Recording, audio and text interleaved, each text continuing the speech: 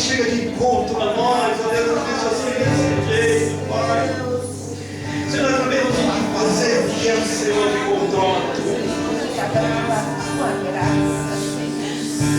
Enche esse lugar, Senhor, com a tua presença maravilhosa, Pai. Transporte, Senhor, até todas as famílias, ó Deus. Bendito, nós estamos nas tuas mãos nessa hora, Deus. Ó Deus, vai com a cura, Senhor, em todos os lugares, ó Deus. A tua igreja, Senhor, tu tens mandado lá orar, a clamar a ti, Deus. Nós queremos nessa hora como a tua igreja unida, Senhor, no seu corpo, no seu Espírito, Senhor.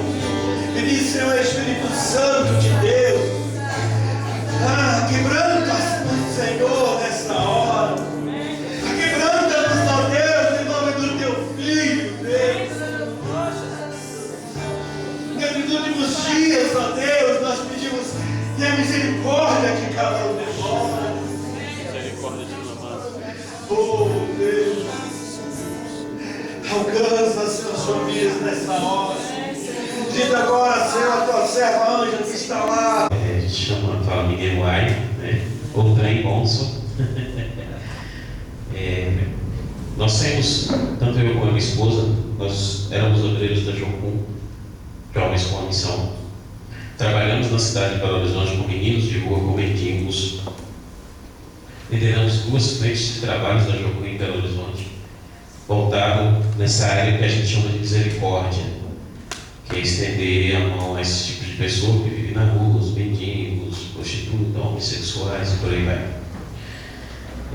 Nós trabalhamos em Belo Horizonte por 10 anos, então isso trouxe uma bagagem, uma experiência. Dentro da própria missão, nós fizemos algumas escolas que nos deu preparação para trabalhar com esse tipo de pessoa.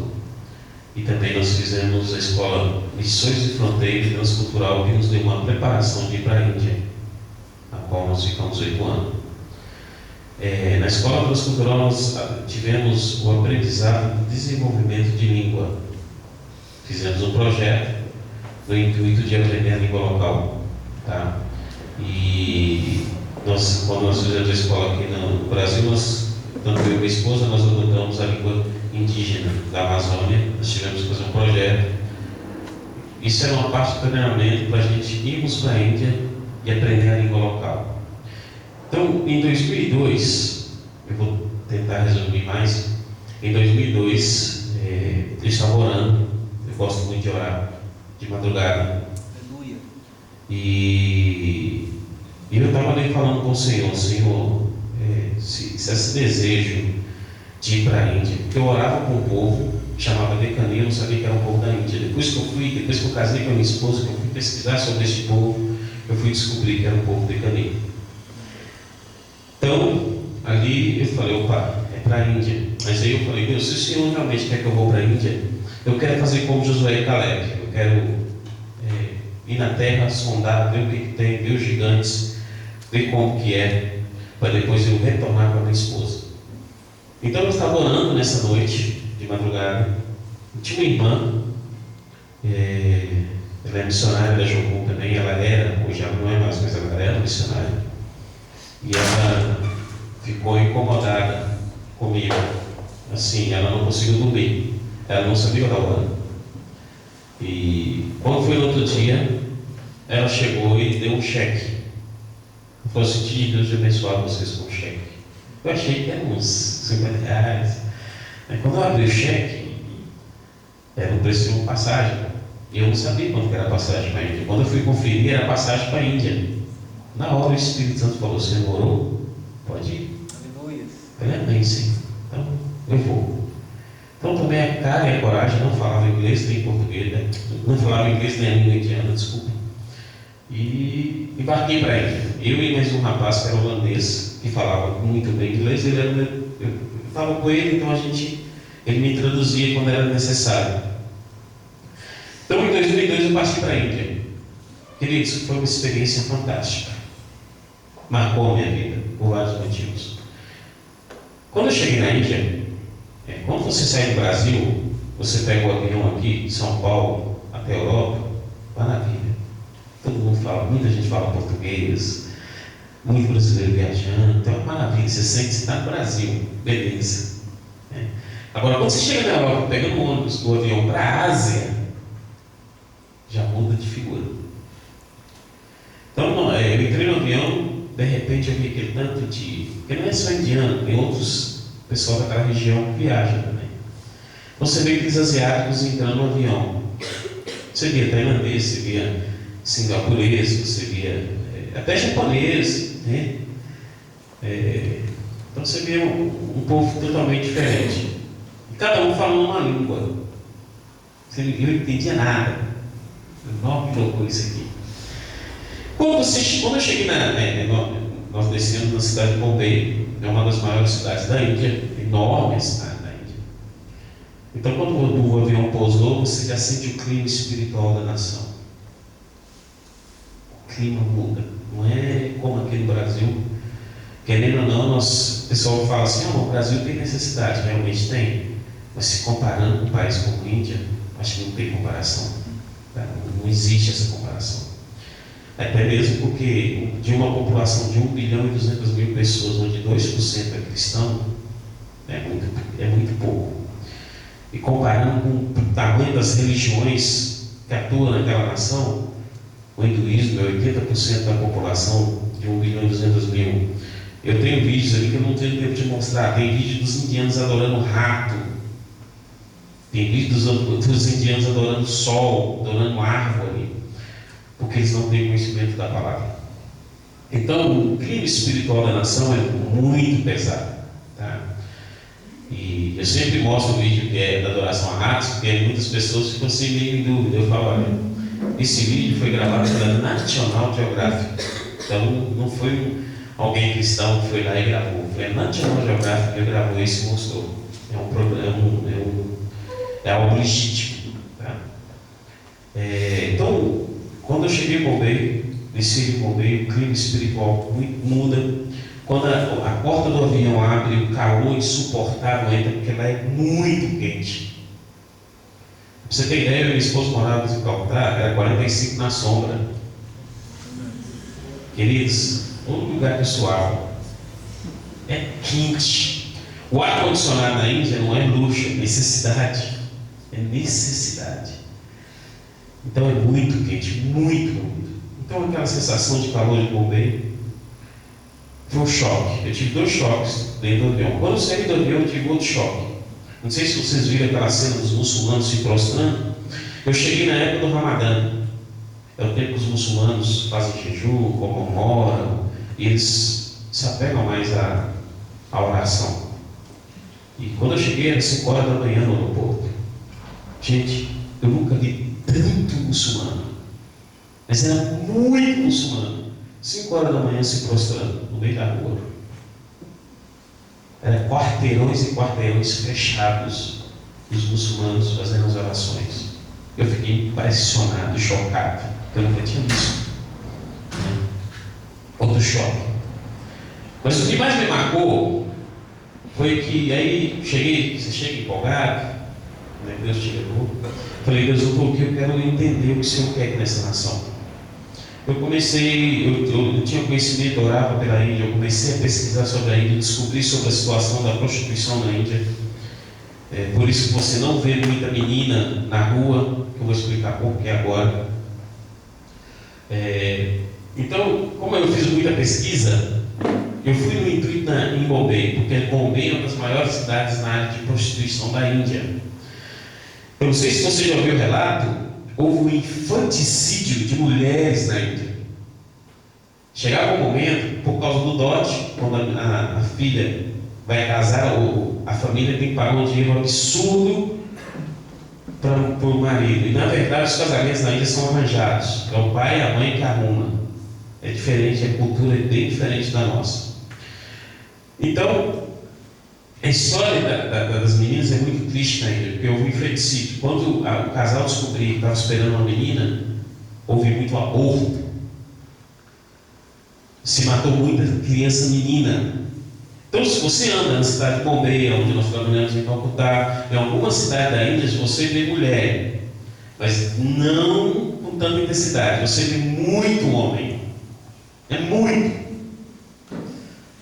Isso trouxe um desequilíbrio. Então, os homens começam a crescer, não tem mulher para casar, fica tudo desesperado. Então, o que vai dar dinheiro? Prostituição. Né? Hoje, por lei, é proibido descobrir o sexo da criança quando minha esposa ficou grávida, nós tivemos que sair para fora para descobrir o sexo do nosso filho, porque na Índia não poderia. É proibido por lei, mas ainda clandestinamente eles fazem isso e ainda continua a haver infanticídio de meninas na Índia. Tá? É uma história muito triste. Então, a prostituição é uma máfia na Índia. Então, o que acontece na cidade de Bombay? Na cidade de Bombay, eu visitei um local, queridos, é de cortar o coração, pastor. São meninas de 9, 10, 11 anos se prostituindo. Mas não é porque elas escolheram prostituir. A história das meninas é o seguinte: isso eu ouvi quando eu visitei esse lugar. Eu vi, parecia um puleiro, assim, é um negócio de madeira, umas casas de madeira, 3 andares, e as meninas ficam sentadas na varanda, e é muita menina. E quando você vê o semblante dessas meninas, são semblantes tristes, caídos, sem esperanças, sem expectativas de vida. Visitando aquele lugar, já fiquei chocado, e tinha uma menina deitada debaixo de um caminhão. Como eu trabalhei com pessoas de rua, todo mundo está na rua, até aqui em Curitiba eu tenho o costume de fazer isso, porque toda pessoa de rua tem uma história. Eu quero saber a história dessa pessoa. Ao contrário do que muita gente faz, né? Fecha o vidro, esconde as bolsas e quer correr. Eu não, vou de encontro saber a história. Eu vi essa menina e falei, eu preciso saber a história dessa menina também. Eu comecei a conversar com essa menina. Essa menina tinha 15 anos. Ela começou a contar a história dela. A história dela foi o seguinte: olha, eu nasci em uma cidade, lá eles chamam vilejo, que na verdade vilejo é vilarejo, é um lugar pequeno, interior, onde o que faz o interior caminhar é a agricultura. E muitas dessas famílias sobrevivem da plantação de arroz. A Índia e a China são dos maiores produtores de arroz do mundo. O arroz indiano é bom. É um dos melhores arroz que eu já experimentei. Um arroz muito bom. E eles têm umas técnicas muito boas de plantio de arroz. Então eles produzem muito arroz. O que acontece? Eles, por lá ser cerrado e não ter muita mata, então eles dependem da chuva. Eles fazem o sistema de plantação do arrozal esperando a chuva. E na Índia não é como aqui. O pessoal reclama no Brasil que tem problema de chuva, na Índia tem pior ainda. Às vezes fica muito tempo de chover, mas é muito tempo mesmo. Então eles plantam arroz segundo o calendário deles e creem que vai chover. Às vezes não chove na época que eles queriam que chovesse. O que acontece? São famílias pobres, porque o trabalho na Índia é um trabalho meio escravo, então não tem muita condição financeira. Então, vão lá, plantam arroz e não chove. Eles perdem tudo que plantou e começam a passar fome. Essa máfia, eles têm muito dinheiro, eles sabem aonde está chovendo, aonde não está chovendo, eles conhecem toda a Índia. Então eles vão nessas aldeias e observam as famílias. Quando eles percebem uma menina de 9 anos, de 8 anos, eles chegam no pai dessa menina e falam: olha, nós temos acompanhados, estamos sabendo que vocês estão passando por muita dificuldade, porque muitas das famílias indianas têm 7 filhos, 8, 9, por aí vai, né? E nós estamos vendo que vocês estão passando por muitas dificuldades, muitas tribulações financeiras, estão passando a ter fome. Nós queremos propor algo para vocês. A proposta é o seguinte: vocês nos dão a sua filha e nós vamos levar a sua filha para uma grande cidade. Elas vão ter tudo de bom e melhor, vão para a escola, vão ser empregadas, vão ganhar um salário. E o pai olha para as outras filhas passando fome e fala: ah, que bom, então me dá um pacote de arroz e pode levar essa menina. Esses homens abusam dessa criança, depois que levou, abusam, levam para a cidade grande. Você já imaginou uma menina de interior ir para uma cidade grande? Bombay é uma cidade enorme, é maior que São Paulo, queridos. Então eles colocam essa menina lá, eles têm prostíbulos, depois de alguns anos falam, agora, a partir de agora você vai gerar dinheiro para a gente. Essas meninas se tornam prostituta. Mas ela é uma prostituta não porque ela quis, ela é obrigada a viver naquilo que ela foi comprada para ter um pacote de arroz. O pacote de arroz é 60 quilos de plantio. Né? Essa menina não tem escolha, ela não tem como fugir. Se ela tentar fugir, eles matam ela. Eles batem nela, eles agridem. Se alguém chegar e falar assim, vem comigo, eu vou tirar você daí, eles matam a pessoa que tenta tirar. É uma máfia. A única forma que tem você tirar essas meninas é comprando. Chegar com dinheiro e falar, eu quero comprar essa menina. Aí eles vão dar o preço que eles quiserem e vendem as meninas. Eu ouvi essa história. A menina me contando. E para piorar a situação, ela falou assim, olha, acontece que depois disso eu peguei AIDS. Eu comecei a dar prejuízo a essas pessoas. Como eu comecei a dar prejuízo, na Índia eles nem divulgam a AIDS, ela quase ficou doente, mas eu sabia que era AIDS pela situação que ela estava, cheia de feridas no corpo, muito magra, o mau cheiro exalava. Na Índia, se você está na rua, não existe essa questão de estender a mão para ajudar. Os hindus falam, ela está pagando a reencarnação do passado, que ela foi uma pessoa má, então ela precisa passar por isso, então ninguém estende a mão. Então que morra na rua. Nós já pegamos, tanto eu e minha esposa que trabalha em enfermagem, nós já pegamos situações de pessoas, literalmente teve pessoas que viviam na rua, estavam morrendo na rua, a gente teve que levar para o hospital porque os indianos passavam perto, via a pessoa deitada lá, ninguém estendia a mão. Nós pegamos a história de um velho, eu tenho fotos, isso não é historinha não. Esse velho, ele caiu, parece que teve um derrame, eu não sei o que foi. Ele caiu, ele desfolou aqui, desfolou a perna, desfolou alguns lugares do corpo. Começou a dar gangrena, porque ele não conseguia se movimentar. Alguns indianos, e o sol quente, ele ali caído. Alguns indianos com muita dó colocavam um copo d'água perto dele. Mas nem perguntavam o que ele estava passando. A nossa equipe de rua, nós tínhamos uma equipe de rua, passou, viu aquela situação e começou a preocupar com ele. Então, quando virou ele, estava tudo envenenado. E os corvos, na Índia tem muito corvo. Tinha 2 meses que ele estava naquela posição. Pois é. E os corvos bicavam a ferida porque ele não tinha força para se mover, para se mexer. Voltando a história dessa. Oi, Ele deu escaras, é bom de expressão. Depois eu posso te mandar foto, para vocês verem que é realidade. Voltando à história dessas meninas.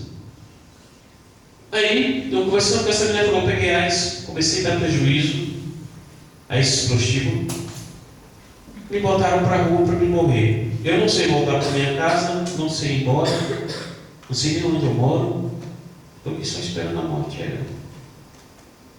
Aquilo cortou meu coração, querido. E eu creio que qualquer homem ou mulher que é de Deus, se não cortar o coração com histórias como essa, tem algo errado conosco. Nós precisamos rever o nosso coração. Aquilo partiu meu coração no meio. Fui para o quarto, não quis nem olhar, não ver mais nada. Ali já falei, chega. Fui para o quarto e comecei a chorar. Eu chorei por horas, querido. E tem uma hora que eu falei, Deus, eu não consigo parar de chorar. Não consigo, está difícil, estou com um sentimento estranho. E eu comecei a orar e o Espírito Santo começou a me falar, a tocar no meu coração. E uma das coisas que o Espírito Santo trouxe muito forte no meu coração foi o seguinte, Daniel, pode chorar. Isso é meu choro. Eu tenho chorado por essas meninas. Eu choro há anos por essas meninas.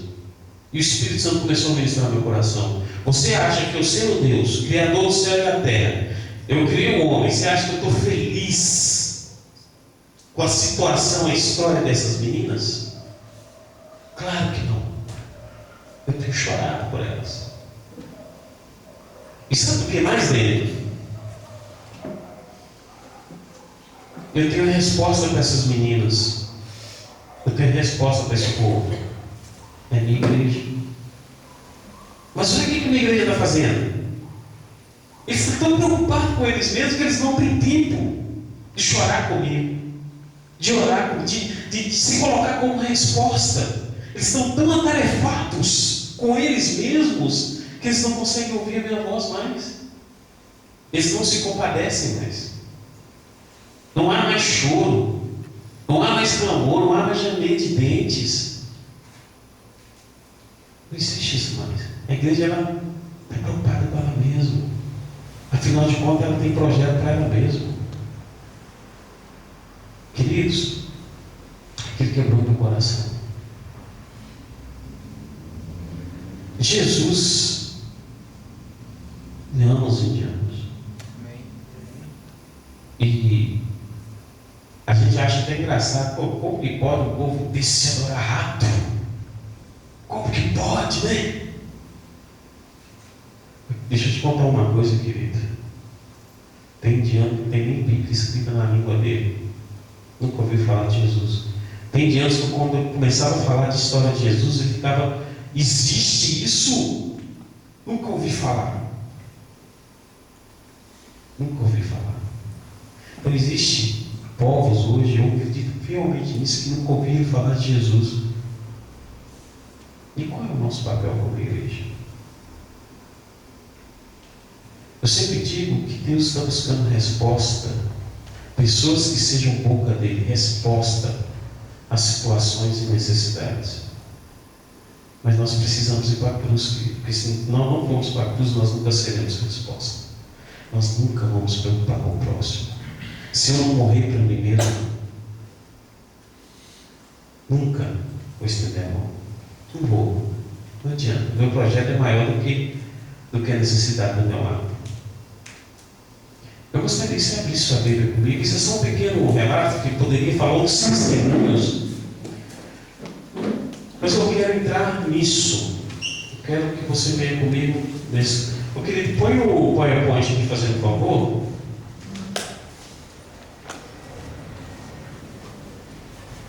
Aleluia.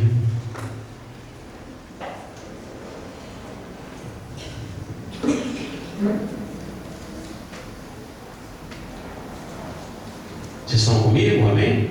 Amém. Então tá, então vamos lá. Bom, como é um culto missionário, querido, veja bem, missões para mim, primeiro que eu amo falar sobre missões, é algo que me envolve.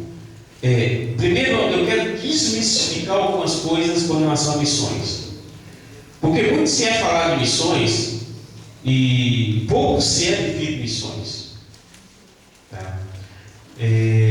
O Senhor tem um mandamento para mim e para você como igreja. Isso é mandamento. Nós entendemos que toda a Bíblia, de Gênesis a Apocalipse, é um mandamento para a sua igreja, para mim e para você.